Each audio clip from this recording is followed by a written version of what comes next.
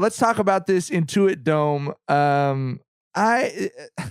The number one feature that Steve Ballmer is saying that he's very excited about is it's going to have double the toilets.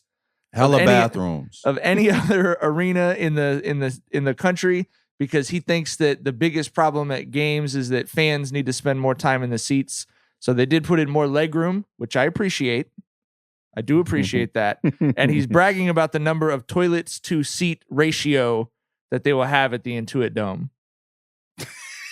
People That's such a Clipper thing. It's something to clown, but it's very, thoughtful and convenient too. But it's such a Clippers thing to hang your hat on, right? Like we've got the most toilets of any arena in the league. You know what I mean? That was a great gesture, but we really don't give a fuck too. So, That's like a Mattress King commercial vibe right there. You know what I mean? Like, we got more toilets, but at the same time, though, a nigga be needing a toilet, dog. You feel me? Like, the line outside of them shits be crazy after, at halftime, after the third quarter and shit. So, hey, man, I appreciate the thought that went into this. You know what I mean? That makes me think the experience there is going to be fire outside of watching the Clippers. You know what I mean? I totally agree with you. It was like an easy thing to make fun of, but I don't know anyone who's ever, like, anytime you've gone to a bathroom at a professional sporting event, that's never been a good time. Never. Like never.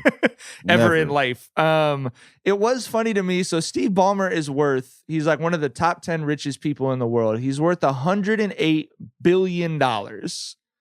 So he bought the Clippers for $2 billion. He's building this arena for $2 billion in Inglewood. And he said pocket change. With his pocket change. Off the equivalent for me of what would be $500. He bought the Clippers like he bought, like us buying some J's, nigga.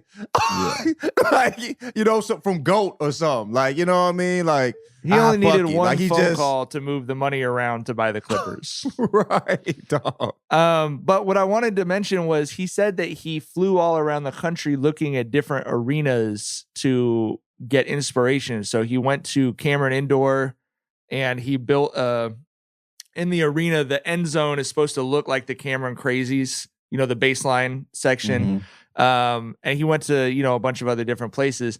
That's what I was thinking was the craziest, is like, he really did go shopping for the arena like you'd go shopping for shoes. He was like, yeah, I'll pop into a couple places and do some comparison. Like, I like this from here and this from here, to build a $2 billion arena. Like an outfit. He built that Nike motherfucker ID'd like an arena. Right. Right. That's exactly what that man did, dog.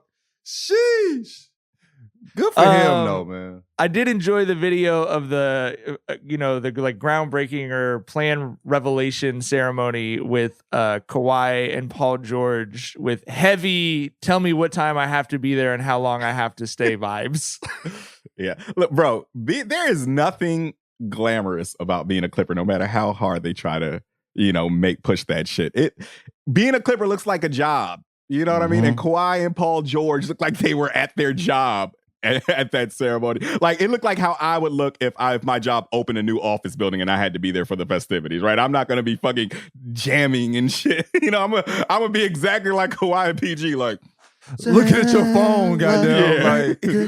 Like, come on. What song was that? What that was song that we've heard a billion fucking times. I have no idea who made it. I honestly don't hear music outside the music I choose to hear. Like, when I go out, like, I have my headphones on. Even when I'm out with Radha, she's like, you want my headphones if I forget mine? Because, like, I have crazy ADD when it comes, like, it makes me anxious being, like, around too many people. So I've never heard that shit before. But I feel like that shit's on like every commercial that I don't watch. I hardly ever watch TV, bro. I watch Netflix, nigga. Like, yeah, that's been on like every car commercial for like the last 4 years. I feel like, right? I'm not hip to that shit at all. So I'm like, what's the demo? Like, that shit is brand new to me, and it's so fucking trash. And it's wild. The demo is Steve Ballmer. That song. The demo is Steve Ballmer. Yeah. Okay, so that's the thing. Microsoft laptop startup commercial music. But he went through all this shit to make this arena, and then doesn't go to people to try to choose like some people that are decently entertaining to fucking listen to. You know what I'm saying? Like, Someone tweeted, I always feel bad when we see a funny tweet, but I wasn't thinking it was going to be on the podcast, so I didn't know who said it. But someone tweeted, Kawhi is sitting there like, I could have literally have texted Drake. Like, like, give me some notice. Like, we could have got someone here, bro. he has this could have been an email meeting face in a joint that couldn't have been an email. You know what I mean? Like like Tyler said, it looked just like work. That's the most workiest shit I've ever seen an NBA player ever do. Like, it's like when somebody asks you to work on Saturday. You know what I'm saying? Like, he looked like he in early on a Saturday. Like, this some bullshit. You feel what I'm saying?